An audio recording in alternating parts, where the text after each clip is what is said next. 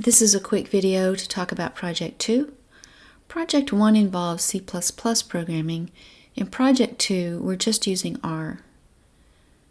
So the first thing you'll want to do is select two large data sets.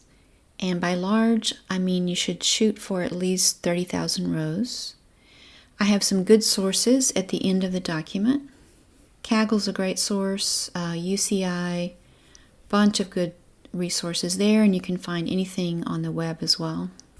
I want one of these to be suitable for regression, meaning that in one of these data sets, the target that you select will be quantitative, and the other data set should be suitable for classification, meaning that you have a qualitative variable that you've identified to be your target.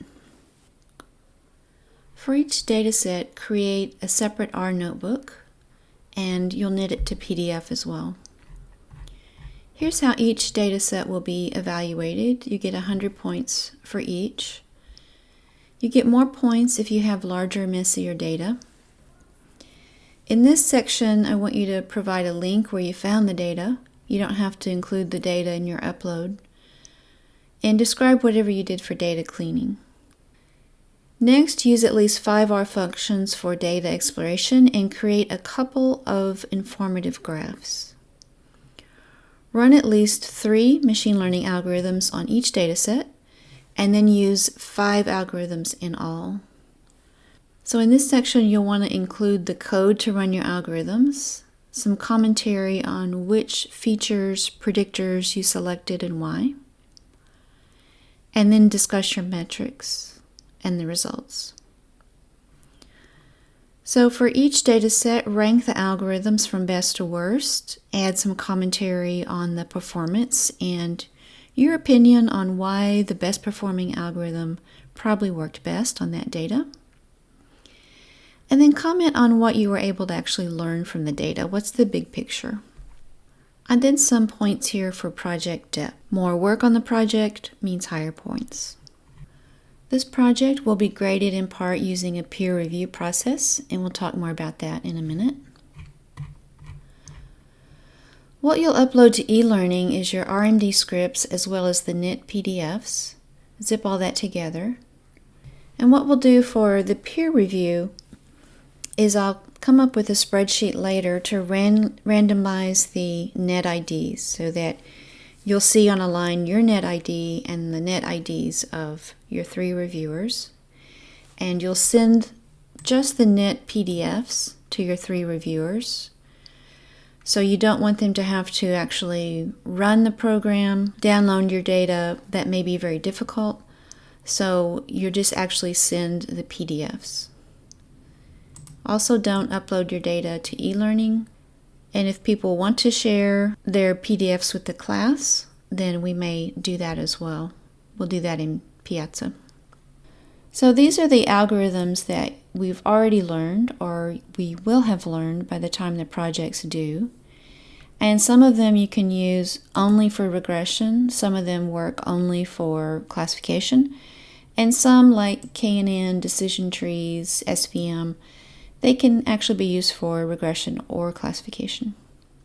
For this, I don't want you to use random forest or boosting because that's going to be a separate assignment later.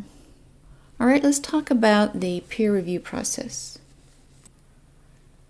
This is the Word document you'll use for your 3 reviews. For each review, give the project author's net ID and your name, and you'll total up for the 2 data sets how many points you're giving them in all. So this is going to be a homework grade for you, and if you do a good job on reviewing, then you'll get 100, pretty easy 100 actually. And by doing a good job, I mean don't just give everybody 100 and say great job. I want you to really review it and analyze it and put in some comments. So for each data set, for the regression problem and for the classification problem, you'll have this rubric here, which is the same thing we looked at in the instructions. So you'll award a certain number of points for each of these and put in some comments here. And I'd like to see a couple, 2 or 3 sentences here for your impressions of the overall project. All right, so this is a Word document. You can copy it for the 3 projects that you review. And you need to deduct 10 points from out of that 200 if they don't use 5 unique algorithms. So if you don't get 3 projects to review, that won't count against you. And I've done this in several classes and it works out pretty well. What I do is I make a big spreadsheet. I put in the 3 grades for each project. I average them together. And that turns out to be very close to the grade that I would have given the project if I just graded it without looking at the reviews. Some people tend to grade a little high, some people tend to grade a little harshly. It averages out, but the final grade will be determined by me or the TA. This process is confidential in that your review will only be seen by me or the TA. The project author won't know what grade you gave them or what comments that you gave. So I want you to be very honest on these reviews and tell us what you really think. I'm sure you'll have more questions and we'll discuss it in Piazza.